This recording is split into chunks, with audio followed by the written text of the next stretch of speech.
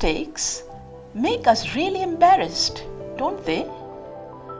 Like for example, if I say, read aloud, you are not allowed to write now. Does the difference between the similar sounding words come through? The two words ALLOWED and ALOUD might sound similar, but they are spelled differently and mean something completely different. Such words are called homophones. Homophones are two or more words that share the same pronunciation but are different in spelling and meaning.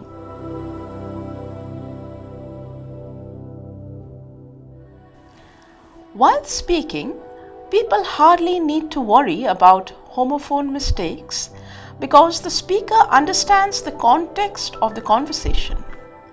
But it is in writing that these errors tend to crop up and the confusion occurs.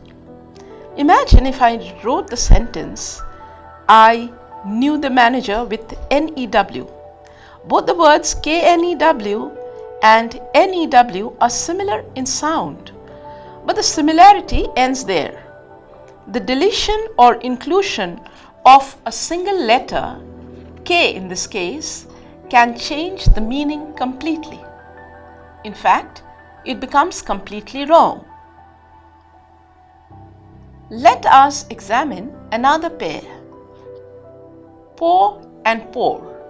The first word, pour, means to move with the flow, while pore refers to a minute opening.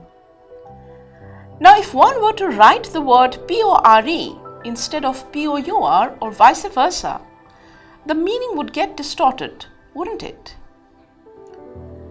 Here is another interesting pair that people often spell incorrectly, principal and principal.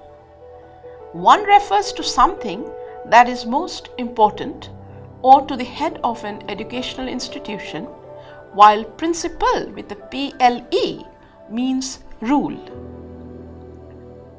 All these are rather simple words, most of which you must be familiar with. But what about the pair of colonel and kernel?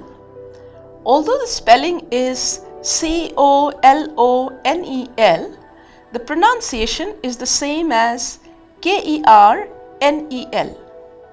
Rather odd, but that's how English spelling is. COLONEL, colonel, means a military officer, while KERNEL refers to the soft, edible part of a seed. Imagine what would happen if someone wrote, "The kernel was sweet," with a COLONEL. The poor colonel would be horrified. So you see, learning homophones can be a fun activity. The simple way to learn homophones is to learn them together. What I mean is, if you come across a new word, see if it has a corresponding homophone and learn it up. Like the word break and break, for example, BREAK and BRAKE. The sound is so similar that one might get the spelling wrong while writing. Therefore, one must pay attention to the context and use the correct word. What is meant by context is this. Suppose you are writing down the recipe of a cake from an audio source. One of the ingredients mentioned is flour. You will surely not go out into the garden to pluck out the roses, because the speaker does not mean the blooms, but the powdered grain, FLOUR, while rose is a flower, which is spelled FLOWER. Interesting, isn't it? There are quite a number of homophones in English.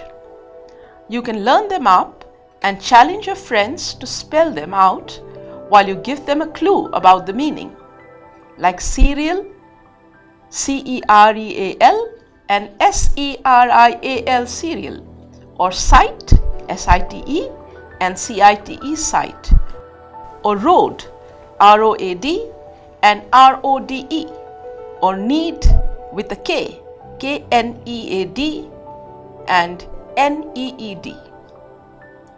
Interesting, yes? Learning homophones can be quite enjoyable.